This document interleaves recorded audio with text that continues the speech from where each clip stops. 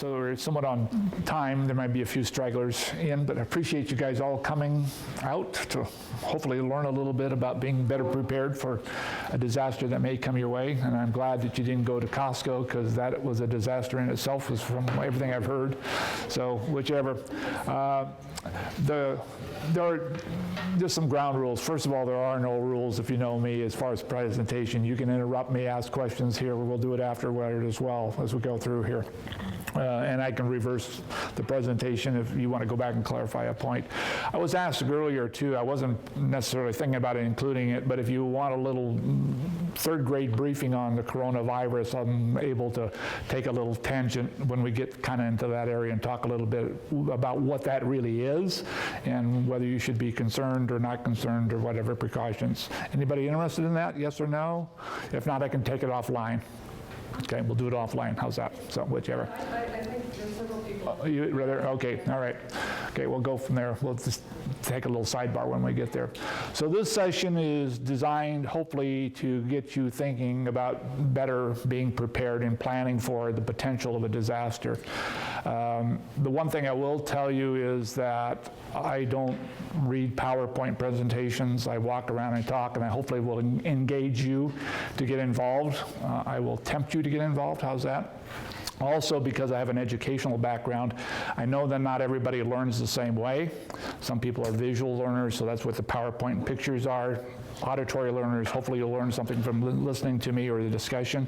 And then those of you that are tactile learners, need paper, whatever, there's all kinds of materials over here from multiple organizations. The way this is organized as far as materials, there's just a couple of booklets here with some examples of some of the work that we've done on different types of disasters. The next table is all animal related, pets, whatever, and then the next table over is actually all different types of disaster types and preparedness for people as well as animals, and going from there, okay? So let's proceed. So just a little background so that it helps me. Well, first thing I always ask in this discussion is, who has animals? I know there's going to be some greyhound owners in here, but what other types of animals do you have besides dogs? Cats. Cats? Anything else? Fish. Fish? Lizard. Lizard. How big of a lizard? Just a gecko. Okay, well, I've done iguanas that were like 5 feet high, long. I've rescued some of those, so I always want to know. What else? Anything else? No arachnids, nobody has a spider, nobody has a serpent, a snake. Okay, well, Natives outside. yeah, well, in Katrina in Louisiana, we took an 8-foot boa out of a bathtub. So, you know, you've got to be prepared for doing that. So that gives me a little background. Just a little bit historical background. You can see some of this here, but there's 5 of us that are primary trained across multiple disciplines as far as natural disaster or disaster relief. Between the 5 of us, I think we counted the other day 182 years of experience. Mine is 32 years. I started before. First major hurricane I worked was actually Andrew in 1992, but I had been at it before. And it all revolves around animals and helping people. And so it's our expertise is in search and rescue, evacuation, field triage, because a lot of times there's injuries and whatever. We're not, in some cases we do some veterinary work, but most of the cases just stabilizing them so that we can transport them out to other areas.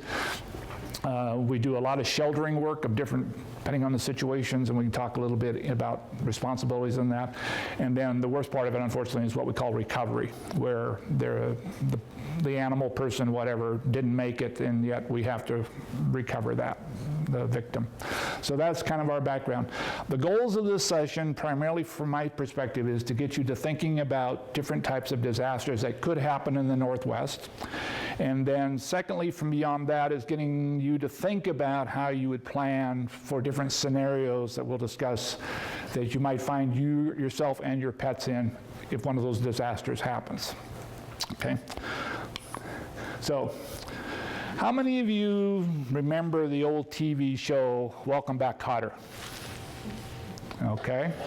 So, Kotter, if you're not familiar with it, was a school teacher in New York or whatever, and he had a bunch of kind of weird students called the sweat hogs. And if he asked a question, there was a guy in the room named Horsack. And do you remember what Horsack would do if he had the answer? Right, okay. So I'm going to pose a question to you here. I don't expect you to go, ooh, ooh, ooh, but I would like to raise your hand. And if I call on you, I want you to name a type of disaster that you could possibly encounter, and I'm going to toss you a lifesaver so that it can start you down the path of being a lifesaver. Okay, so what types of natural or disasters could happen to you in the Northwest? Earthquake.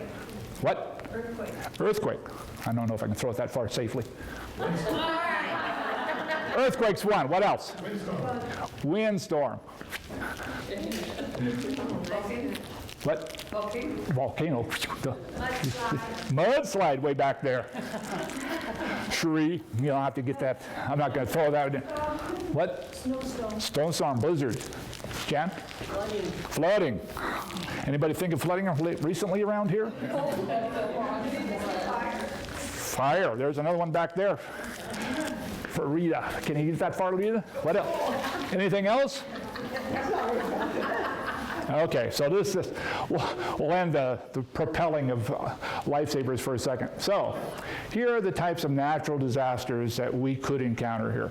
Certainly over the last 2 to 3 weeks, we've had massive flooding and related mudslides and earthslides. We had, mudslides. We were in the field for 17 straight days working on it, and a lot of it wasn't quote-unquote flooding, but just groundwater, because the ground was so saturated. We had 3 and 4 feet of water in pastures where we had cattle, horses, ducks, chickens, whatever, just couldn't get out of it. So, and there's really not much you can do there except try to move them to higher ground if you can, and or in the cases of some of the ducks and chicken areas, and you can see pictures over here, we went in basically with truckloads of sawdust and shavings and just made it a drier area for them to live.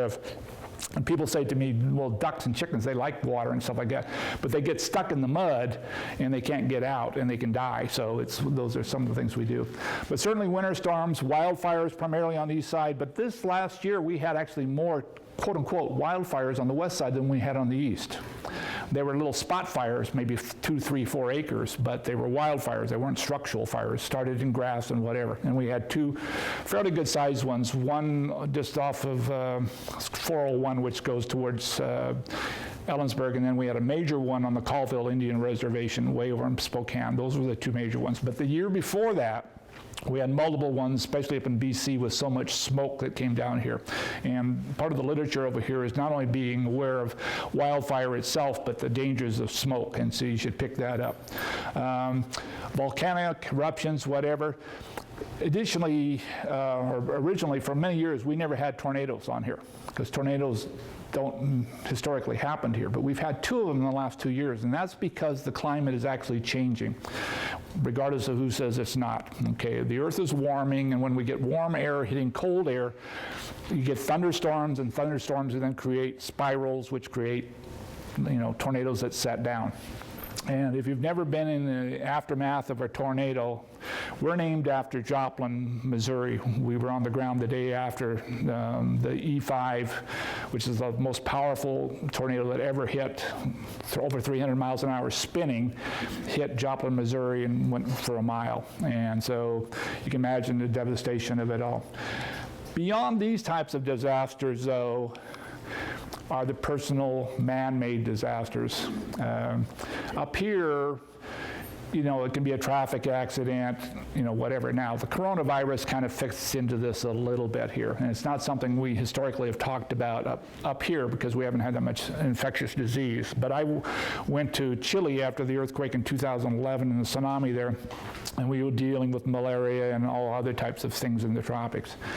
So to try to simplify, and I'm not trying to alarm or soft coat this whole thing that's going on, but technically a virus, on a 3rd grade level term, is basically a biological agent that goes in and affects a cell so it doesn't function correctly.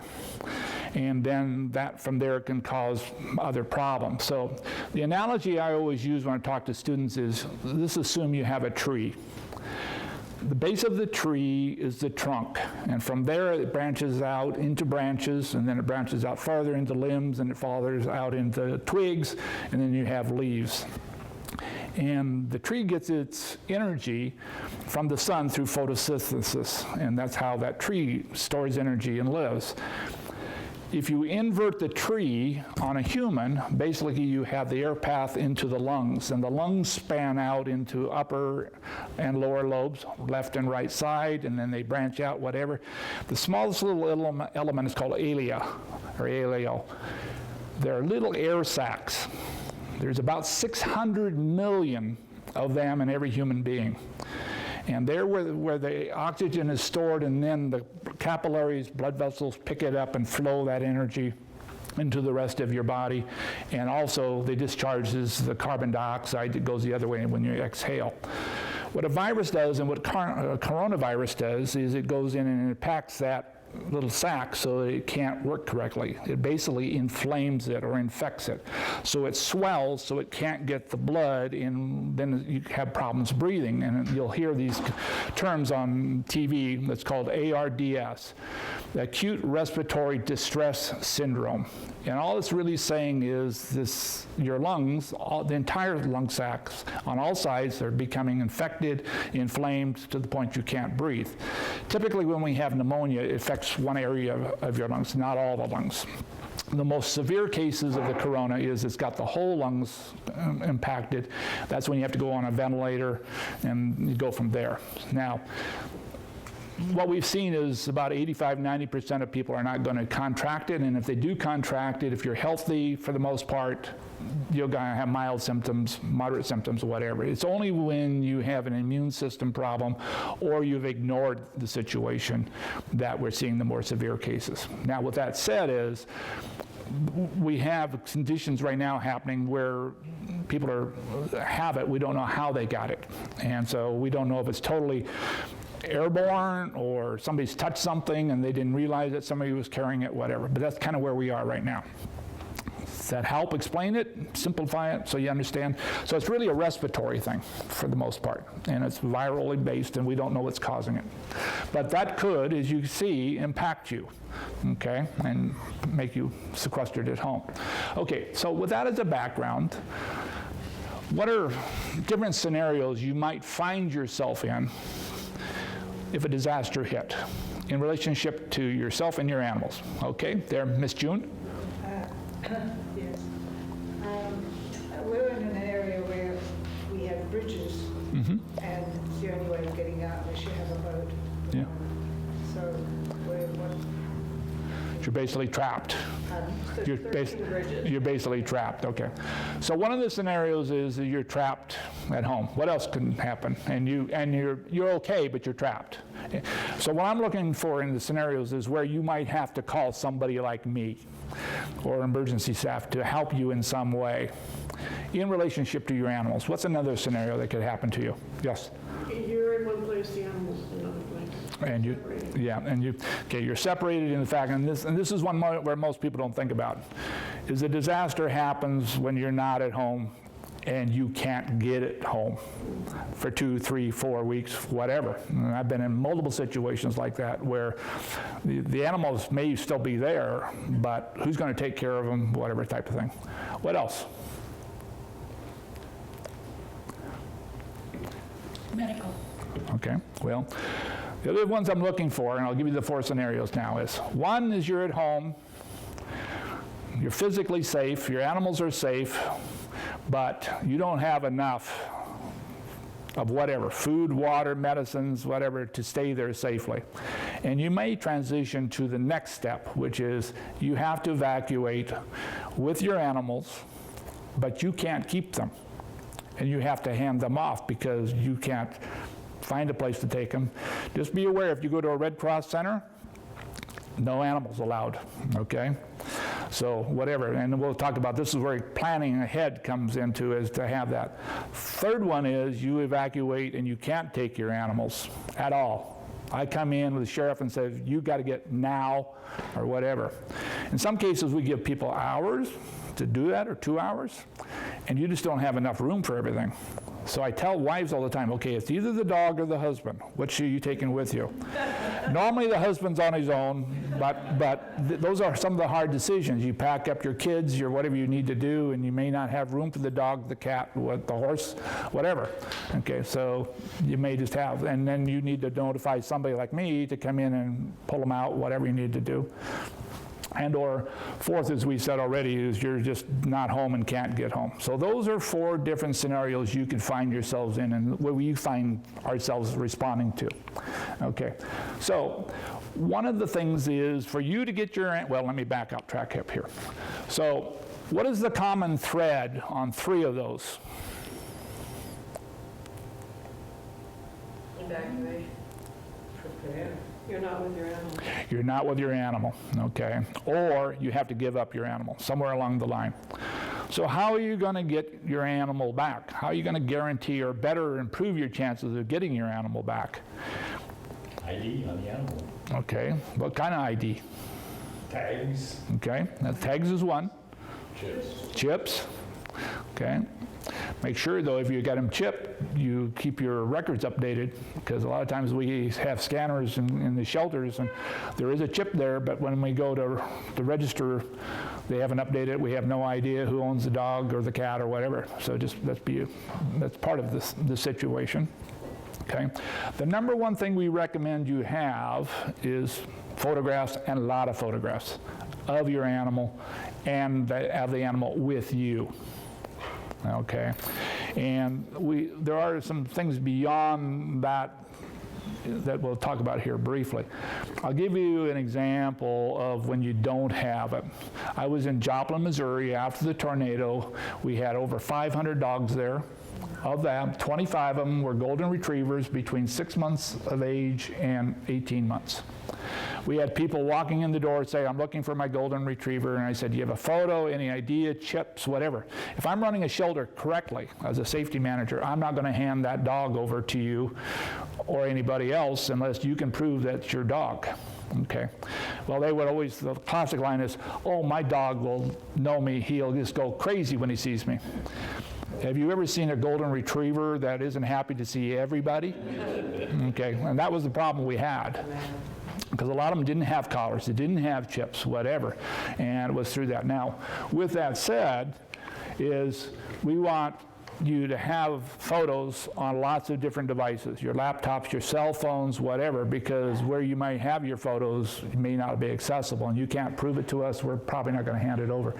Distinguishing marks and colors.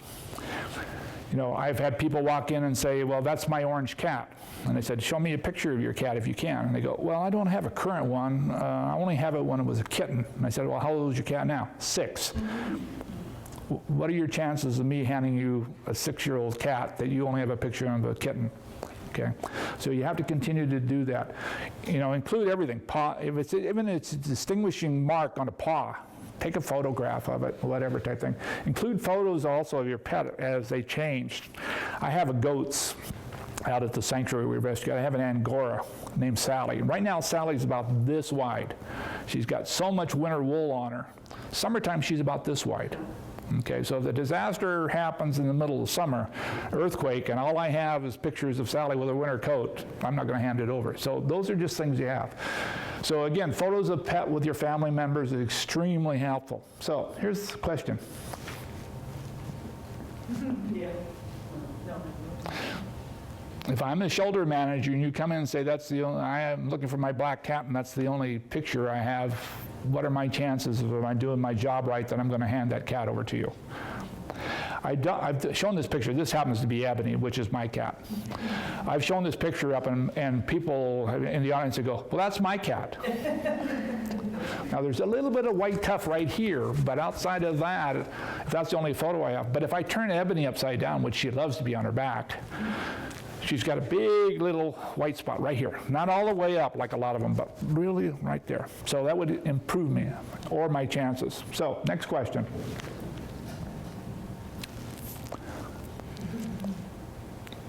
What's your thoughts?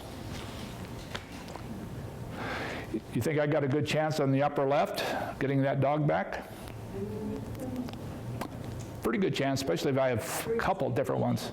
Just be aware too, if you only have a picture of one, your child, and now you're the adult shows up at the thing looking for the animal, and that's the only picture, how do I know that's your child? You know, the dog picture will help. How about the upper right? Maybe.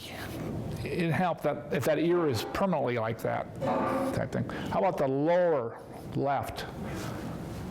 Probably not. Not very good. How about the one with all the kids? Well, as long as all three kids are in the same family. Well, yeah.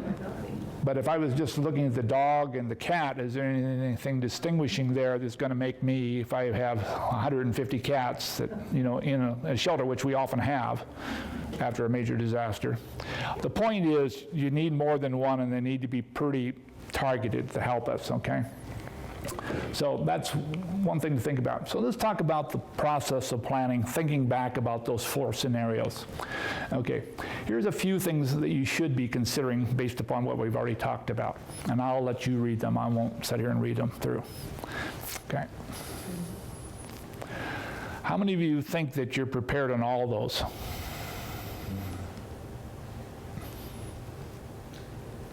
Never leave my home without my pets. You're here, and I know your pets are at home. Okay. So again, I haven't found any one person in all the sessions I've done, and I've probably taught this class about 200 times, that says, yeah, I'm really prepared to do all that. Okay. But those are the scenarios that could possibly find yourselves in. So it's just food for thought.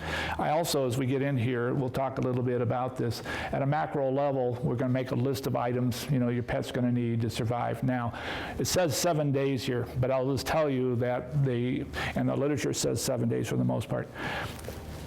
Over the last 3 years, we've bumped it up to 14 days because the storms are getting bigger, longer, more intense. If you stop and think about, Katrina in 2005 was major because it hit New Orleans. It was a storm surge from the ocean or the Gulf of Mexico that flowed in and hit Pontchartrain and broke the levee, and that's where we got all the flooding.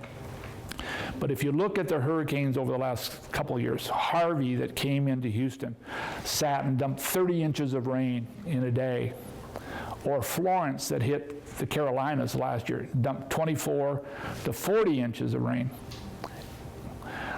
And again, it goes back to basic science. The Earth's covered with a lot of water. Water's getting warmer, and when it gets warmer, it evaporates. It goes up, forms bigger cloud systems, whatever, comes in and it just dumps. So there's just more water in the atmosphere.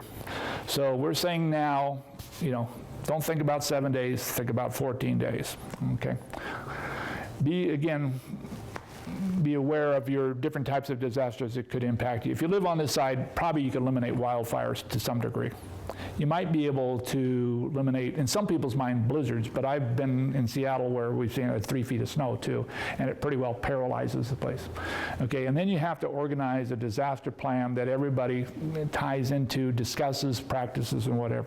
And so what does that really mean? So first of all is an emergency kit. And again, I'll let you read through this. This literature over here from 3 or 4 different organizations has basically the same list of things with some nuances in each one of them. So I encourage you to take, if you've got dogs and cats, there's 3 or 4 different varieties there from FEMA and ASPCA and WASART, which is the Washington State Animal Response Team. But basically, food, water, medications. One of the things I will tell you as a first responder, I'll go into a house and they'll have everything there, including the medications and 3 animals, but no directions as to which meds go with which animals. Okay, just leave the meds, and we're not going to administer them unless there's specific instructions. Okay, appropriate things, you know, also medications to calm down your animal, muzzles, harnesses, toys, blankets, anything to help eliminate that stress. And we would always recommend 2 emergency kits, 1 at your house and 1 in your car. Okay, the one in the car can be a little bit smaller, but if you have to go real quickly, we'd like you to have that already prepared. Now, people will come often to me and say, I just can't afford all that stuff. My point to you is buy 1 item this week, another item 2 weeks. whatever. Just build it up because it's essentials that you might just need, and it might save your life and your pet's life. So again, this is kind of, yes? How do you prepare your pet if you can't take the pet with you? Well, and we'll get to that. Okay. Okay, but it's a good question. How do you improve the chances of your pet's survival if you can't take them with you? Okay, we'll talk about that. Again, this is just kind of another recap of it. But one thing I'll point out here, you need a carrier for each animal. Please, I don't care if you carry 2 cats in the same carrier often. When you get into a disaster and the stress levels are in you, they'll sense it, whatever, have one for each animal. For those of you that have 6 and 7 dogs at home, that means 6 or 7 carriers, okay? All right, so poop bags and whatever, all those kind of things, all pretty common sense items, but they're important to think about. Okay, so what happens if you are trapped at home? What are some of the recommendations? What are some of the recommendations we have if you're trapped at home and what you should be doing with your animal? Okay, we want you to bring your animal inside as much as possible because we just don't know what's out there in that environment. Now, people will say, well, my dog always goes outside to poop. Well, I'm going to tell you, get pee pads, whatever, let the dog poop and wherever and clean it up rather than put them outside in a dangerous, contaminated water. You just don't know. If you're going to go outside, just make sure you're on a leash and really controlling them, okay? We've seen people go out in backyards where they've had tree limbs down and other things down that they didn't realize were there and cut a paw, rip up a leg and whatever. Now we got a veterinary bill that could have been relieved or minimized, whatever. You need to also realize that under stress, you may need to isolate your animals where you've never had to before. It's just part of the game that goes on here. And under those high stress situations, I generally recommend if you got cats and dogs, you separate them, even if they've been the best buddies before. Okay. So evacuating with your pet. Okay. I will just tell you, I've seen every type of evacuations and people not planning and trying to float their animals out on, you name it. And I'll be honest with you, as a first responder, certainly in Katrina, anything that would float that we could get an animal on, we tried to float them out because we couldn't carry them all out, okay, type situation. So, okay. So the point is here is if you are able to evacuate with your animal, where are you going? Okay? Because if you're ending up, again, at a Red Cross shelter or a typical shelter set up by a CERT, a Community Emergency Response Team, they're not going to allow your animals in. So you need to think about ahead of time. If there's some other person that may not be impacted like you are, that you could take your animal to. Is there an animal hospital, veterinary clinic, whatever, that you may pre-plan for? And we have a lot of people that do that, where there are, cat and dog boarding facilities, where those people already have an insurance plan set up. If a disaster happens, you're on that first list to go into. Okay, type of things. You also need to know ahead of time, if you have time, I mean, if we know there's a major storm coming, blizzard, whatever, and it could really impact us, where is the emergency center going to be set up? Because if you have to take your dog or cat or horse to that emergency center, it would behoove you to know where it's going to be and be able to check to see if the infrastructure is there so you can get there. Okay, I will tell you just personally from personal experiences when we've had major storms, tornadoes, hurricanes, blizzards, whatever, and we end up with 500, 600 animals coming into facilities, it's more than stressful. Because if we're doing our job right, we're identifying that animal, who the owner is, photographs if we need to get them, whatever, and they hand them off to us, and they're always in a hurry to get out. Back home, wherever they're going to go. And if you're in a queue with 200 people trying to hand off your animals, it gets very stressful. We often have sheriffs, police, whatever they're trying to administer. We've even had ministers there to try to calm people down because it's more than stressful. The animals also feel that. Now, in cases like this flooding back here that we just had 2 weeks ago, one of the options for the bigger livestock owners was to take their horses up to the Monroe Fairgrounds, okay, and stable them up there because that's a county fairgrounds. The only nuance was that there was nobody there to take care of them. So you had the responsibility of coming in and feeding and mucking your barns and whatever. And in some cases, that makes sense. I don't know of ever historically a shelter where you can hand off your dog or cat and then you are responsible for coming in daily and taking care of it. You're typically going to hand it off to a local community response team, or in the major disasters, it's typically Humane Society or the ASPCA or, FEMA, whatever, that's controlling it.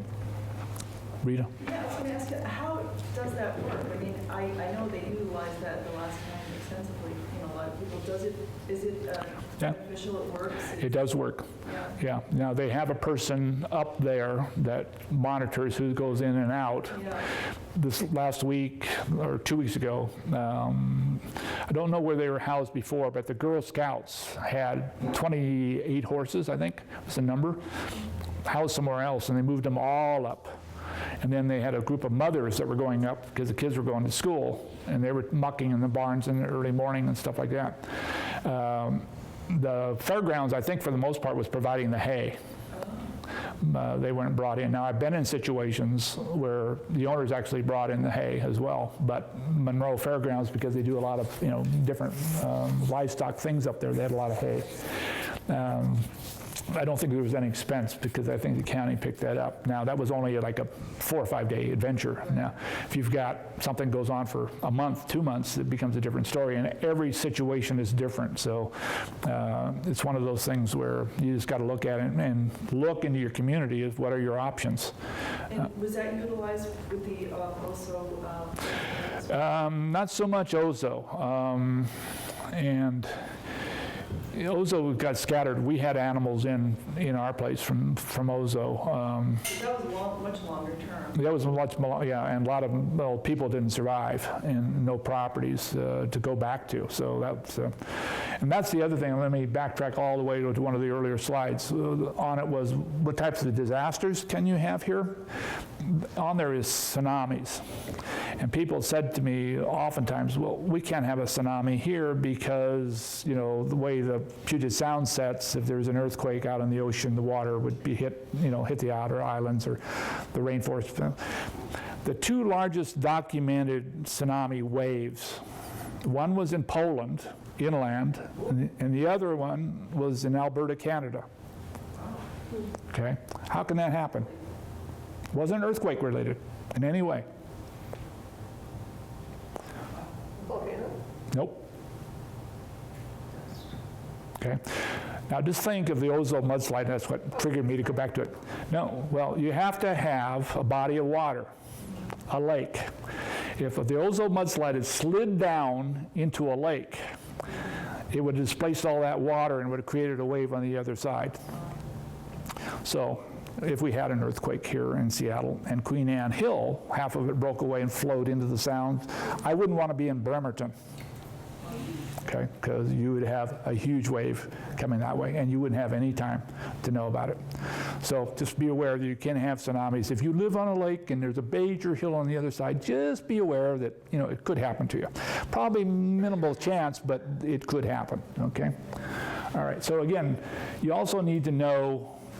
And I encourage you to know, where is your county's emergency control center and how would you get a hold of them if something happened? It's in Everett in Snohomish County, and then from there it flows out into your sheriff's departments and other first responders, okay? Know the number. So evacuating with your pet, you need to create a plan so all your family members know where you're going, what are the instructions. If you're having to hand off those animals, you need to be instructions with the animal, especially if they have meds and whatever, as to what goes on a daily basis so that whoever has custody of it does your best job. Now, I will tell you this. You can have very special food for your dog and your cat that they would only eat. If you hand them off to a major shelter, they're going to eat what we provide them.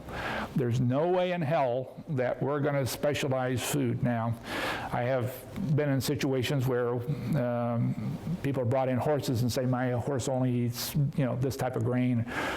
We will never feed them alfalfa, but they're going to get orchard grass and whatever we can get them. We just don't have time to specialize diets.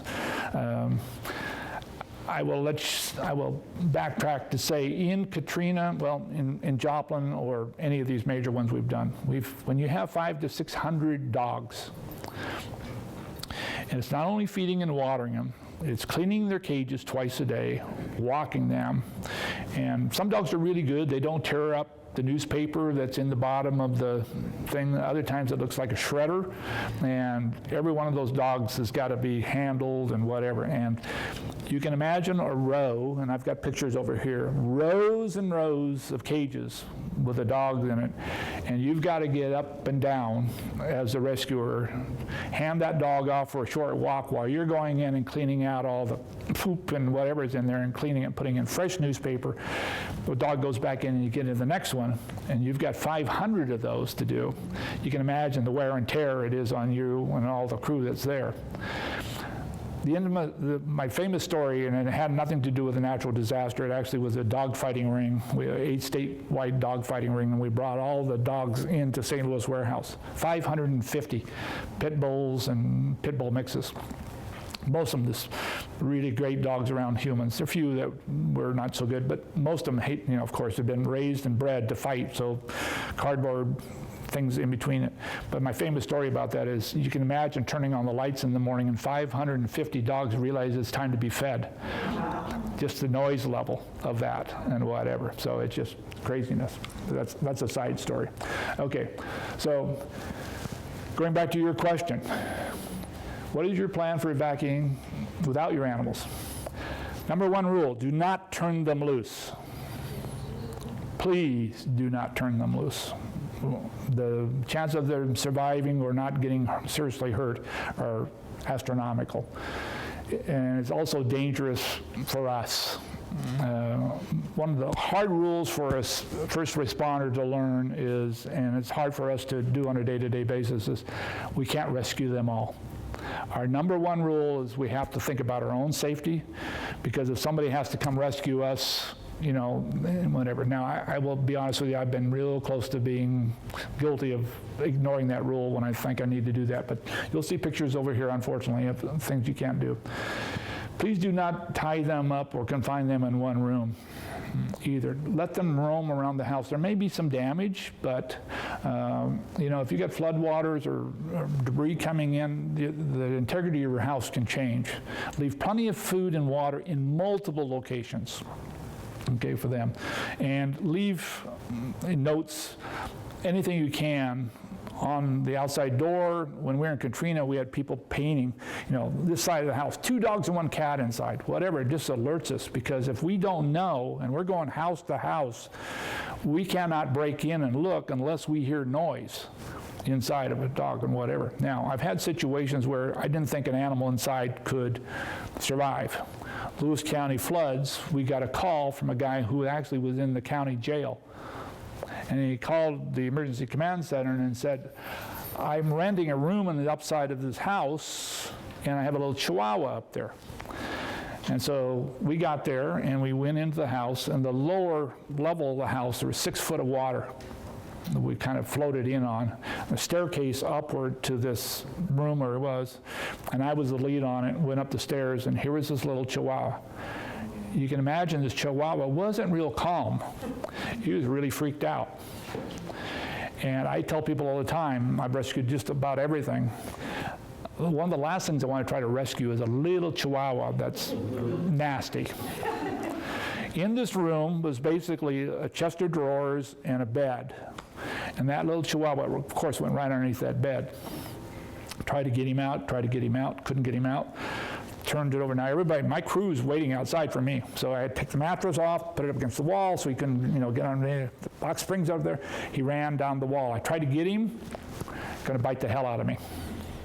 So finally, after cut the story short, because it took me about 20 minutes, I finally got somebody to give me a towel, and I got a crate in, and I just put a towel up next to him and herded him down the wall and into the crate. And after we got him in the crate, he was fine, but he was just totally freaked out. But because they didn't confine him to a room on the lower level, then tie him to the porch, we were able to survive him. But those are the things to do. The more notes and instructions you can leave, and if you've got that emergency kit, supply kit, and phone numbers as to who we should contact, if we can't contact you, the better the chances for the animal. Okay, so these are some pictures that were taken where, you know, people left them outside. Okay, so I tell some people that, you know, not every case do you need to go get them, especially if you get fast-moving water, because they can swim, but still, it's not a good idea just to leave them outside or dump them on. I would also tell you one of the saddest things that we had in Katrina, because the water came up after Pontchartrain, was people had tied their animals up to the porch, and the animal had no chance. So, okay. So again, disaster hits and you're not home, you can't get home. You need to have a buddy system. Somebody that's close to you, physically close to you, hopefully that's not impacted the same way that you are, that they're home, that they can get in and help evacuate your animals or take care of your animals. They will need access to your house and buildings. That means a key or whatever. You have to work it out.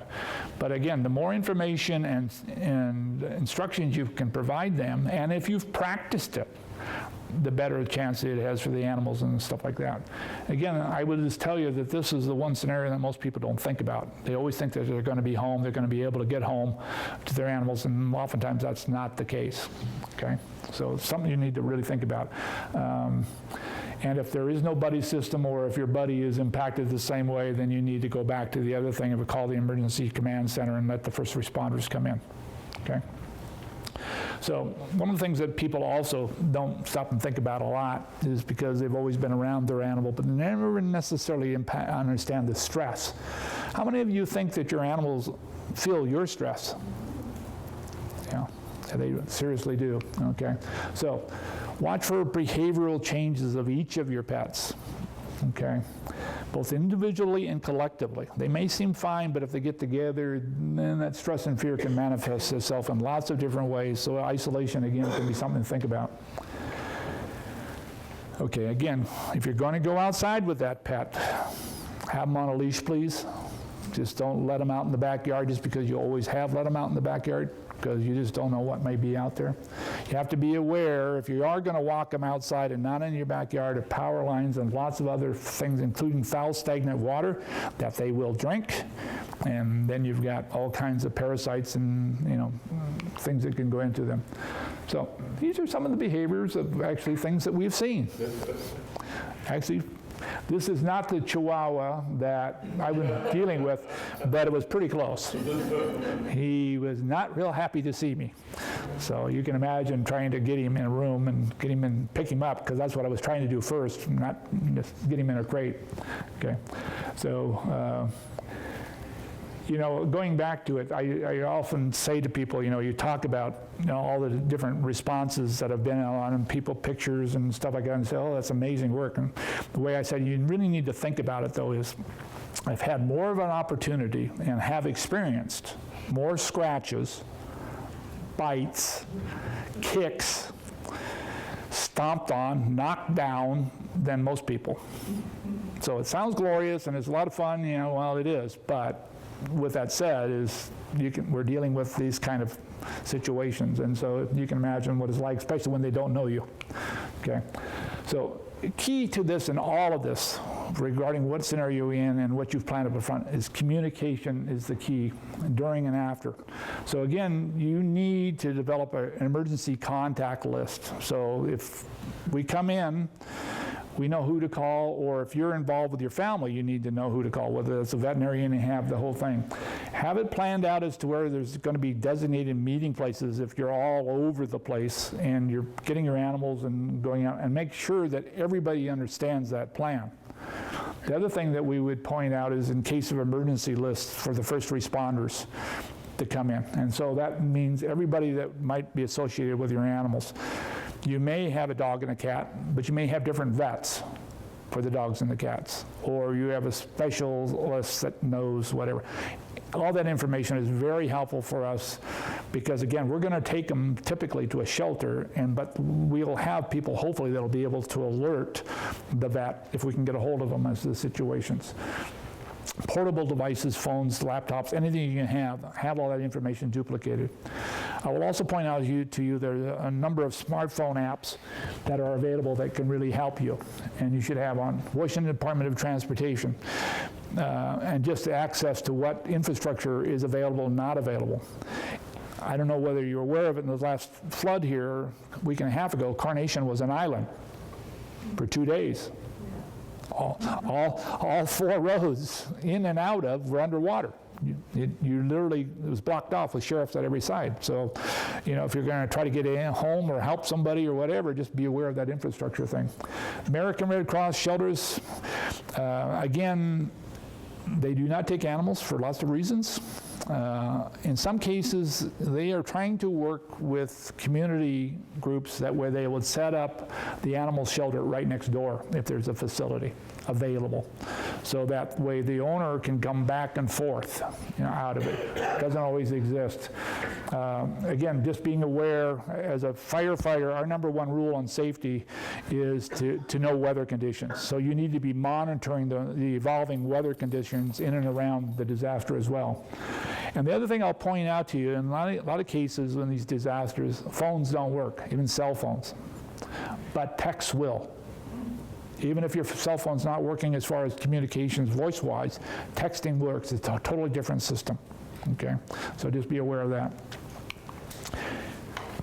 Questions? I threw a lot at you real quickly.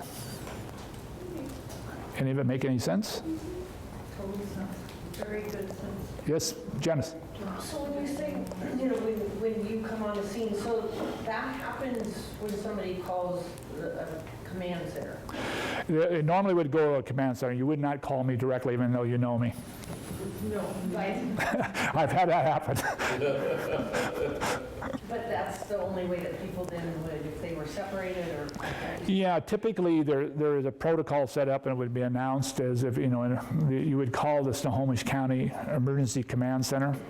And then from there, they have a whole room full of people that are coordinating response. The sheriff, people that have boats, whatever, us saying, here's situation, whatever. Now, again, it can be that you could be at home, you're safe, you're fine, but you don't have enough food, water, or you've got an animal injured that you need to get some vet care for, whatever the situation is, or you're evacuated safely out of your place, but now you have no place to go with your animals and you need somebody to coordinate with you to take them typically to a shelter.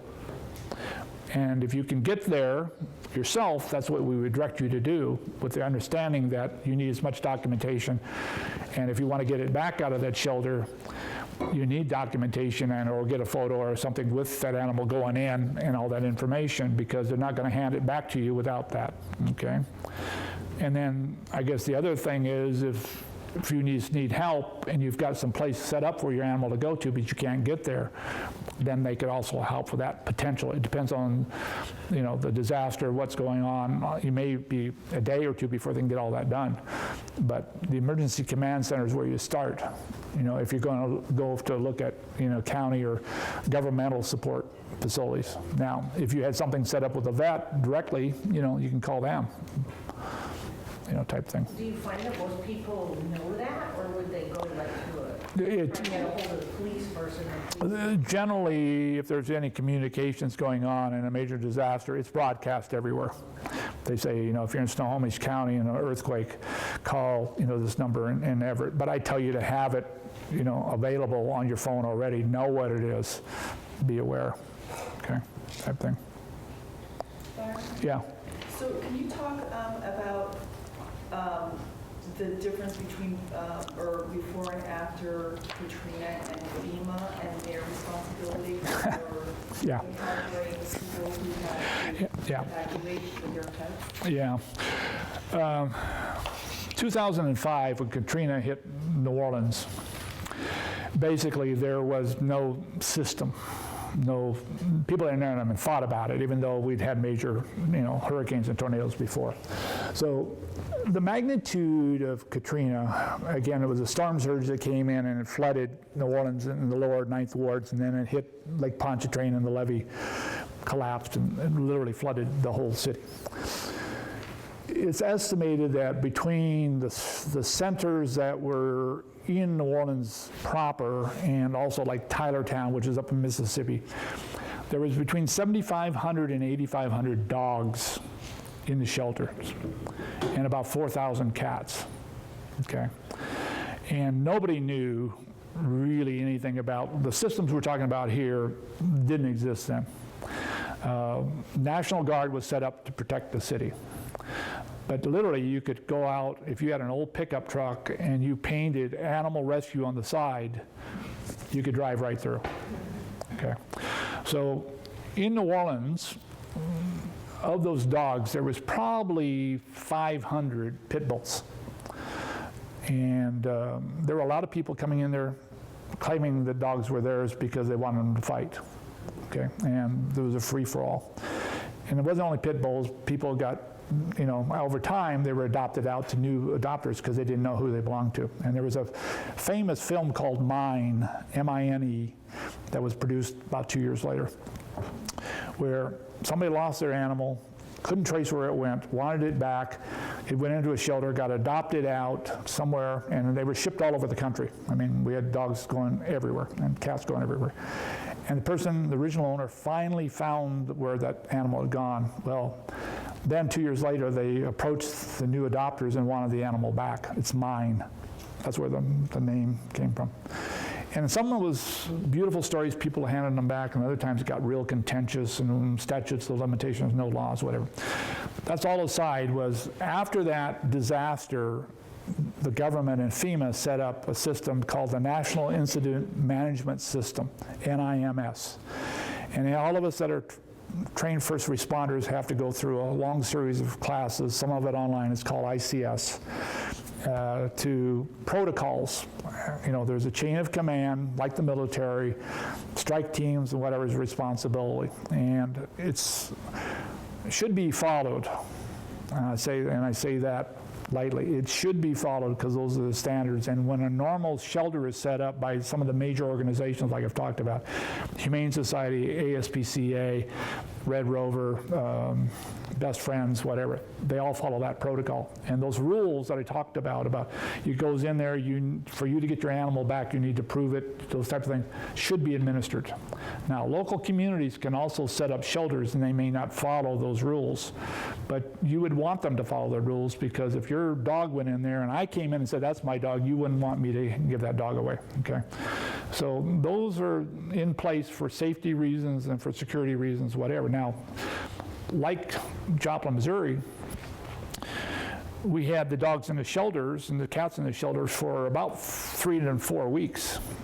And people that didn't come back, or they came back, identified their animal, but couldn't take it because they had no home, no job, whatever. And one of the saddest things that I saw in Joplin was a little boy, actually they had their dog with them, and he'd grown up. The dog was 6, the little boy was 6.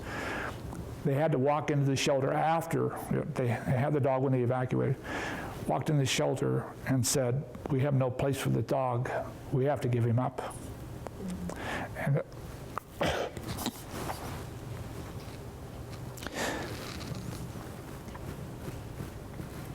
the good side of that story was we documented the whole thing. The little boy, you can imagine, was heartbroken, and most of us were.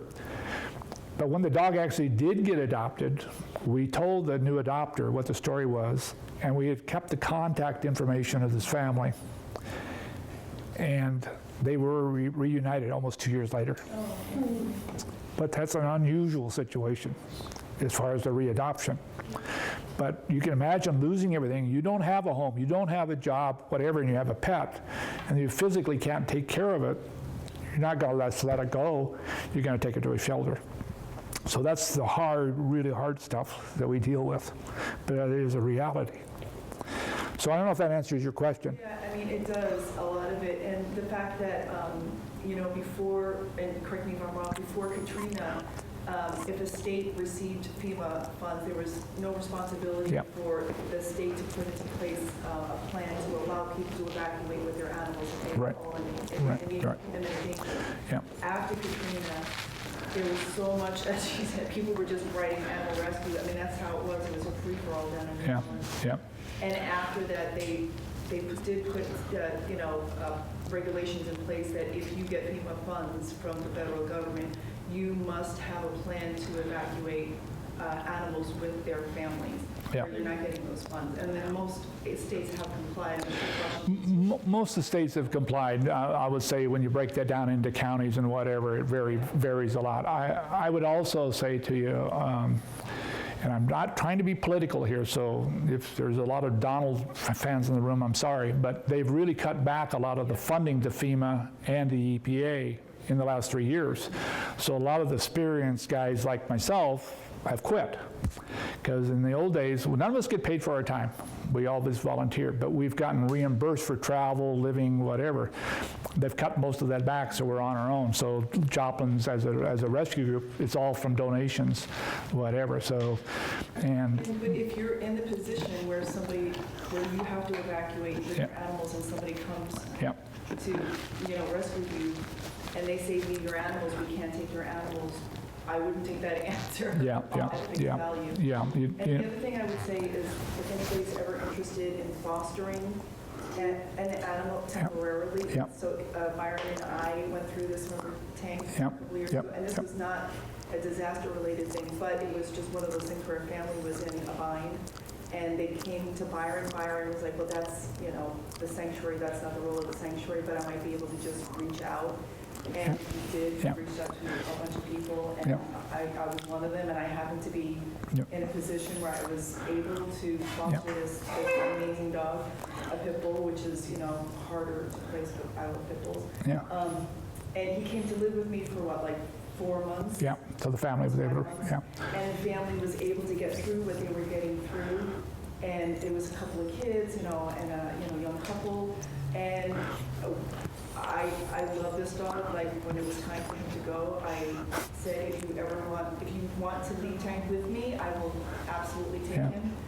And they thought about it, and then I was like, yeah, no, you love him too much. And so anyway, he was reunited, and Yeah. it is an amazing experience. But I Yeah. know we've got Well, again, going back to the buddy, talking about the buddy system, it's not just one person. It can be a network of people within your community. I mean, expand it.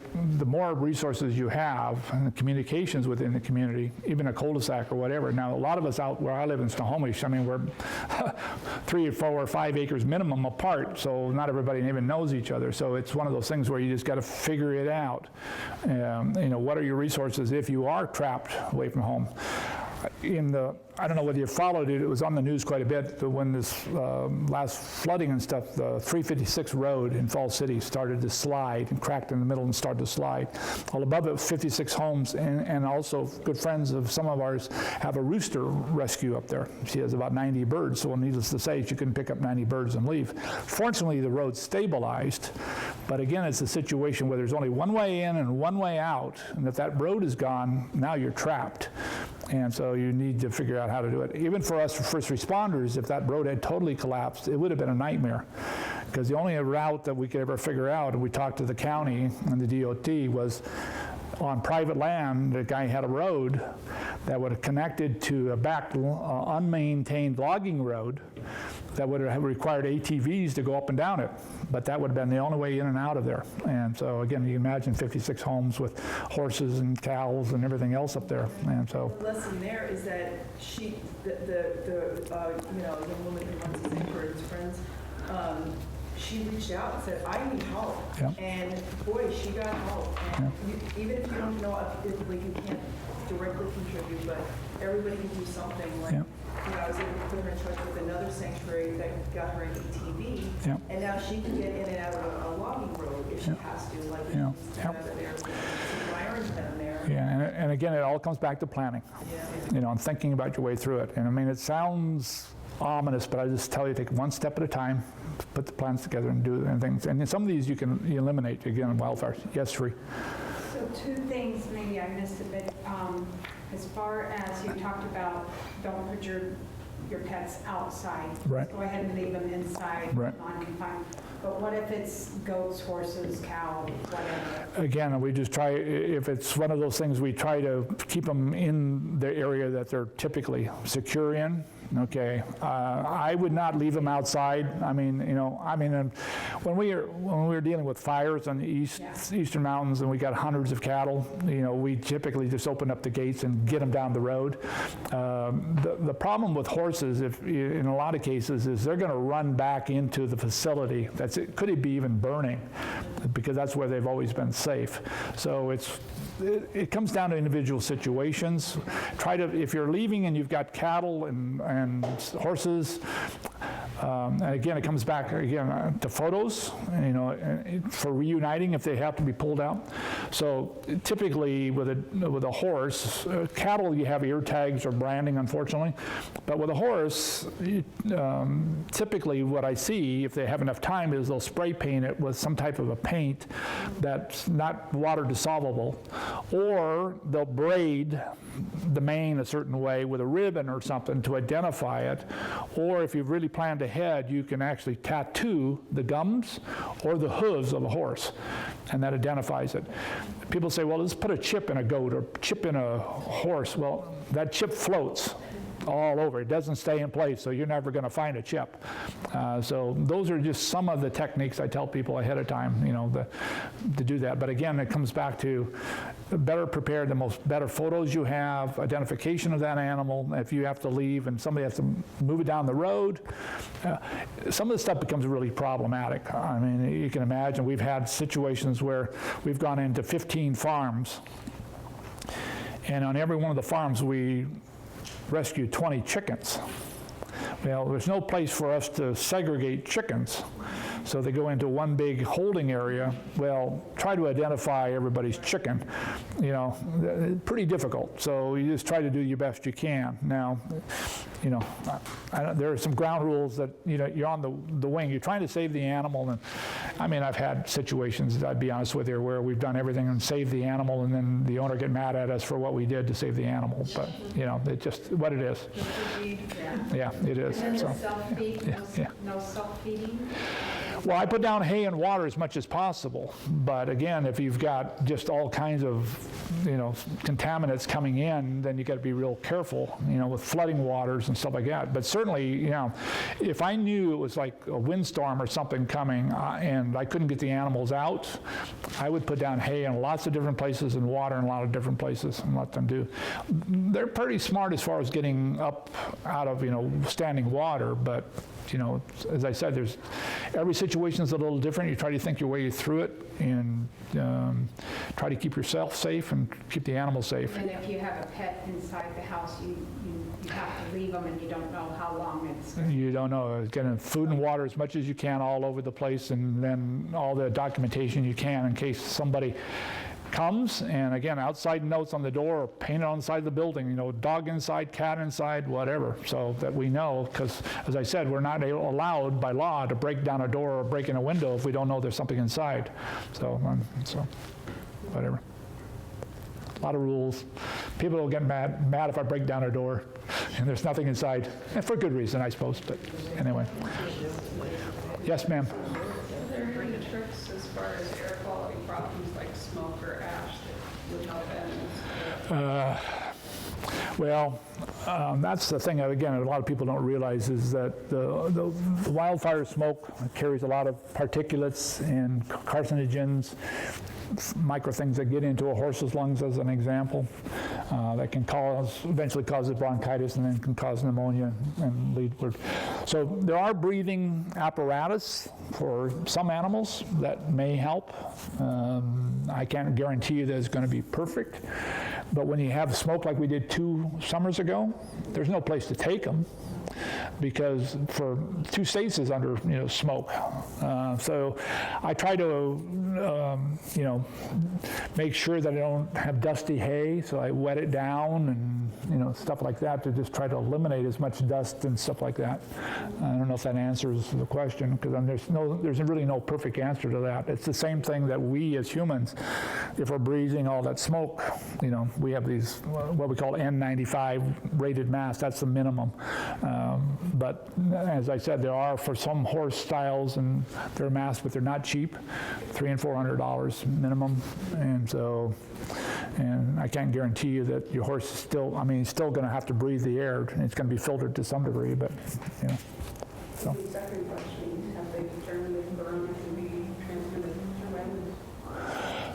Nobody really knows. They think the origin of that virus was animal-based, but they're not sure. They had one case, I don't know where it was, where there was a minor touch of it on a dog's nose, but they don't know how he got it. And he didn't show any symptoms. They just were doing some scanning on the dog's nose. And I don't exactly know where it was, whether it was in this country or elsewhere. But we don't know if it really affects anything. We haven't had any cases per se, or vets where certainly the vets are being educated, like anything else. But as far as I know, I've not heard of any animal contracting it or spreading it. So, yeah. Okay. Yes. I would just add that for, if you can identify, like, a lot of our cats are rescues, and so like they've had broken legs or, bent tails or things like that. So if you have identifying factors that are medical, I would add it just like you would for a human, teeth and that sort of thing. Yeah, well, again, part of your emergency kit, if you're going to have to leave, is medical records, everything that, pertain to that, yeah, so. Okay. Well, everybody's going to rush home and prepare. You're going to run down to Costco now and stand in 3-hour lines to get all your pet supplies? Okay. All right. Well, again, thank you for coming. Appreciate it. All this literature is free for you to take. And again, the way this is organized is that this on this table is all animal related.